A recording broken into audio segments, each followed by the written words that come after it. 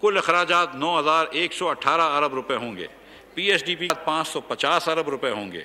Date servicing की मद में जैसा मैंने कहा 3144 अरब रुपए खर्च होंगे। डिफेंस पर 1450 अरब रुपए खर्च होंगे।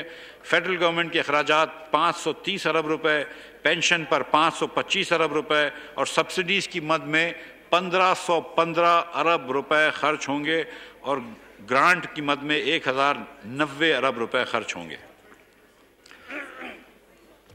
जनाब स्पीकर, अगले साल FBR के रेवेन्यूज़ का तखमीना 7,004 अरब रुपए है, जिसमें सूबों का हिस्सा 4100 अरब रुपए होगा।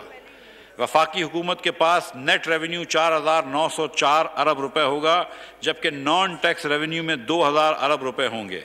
वफाकी हुकूमत के कुल अखराजात का तखमीना 9,502 अरब रुपए है, जिसमें डेट सर्विसिंग पर 3,950 अरब रुपए खर्च होंगे और अगले साल PSDP। सब्सक्राइब करें और बेल दबाएं ताकि कोई खबर रह न जाए।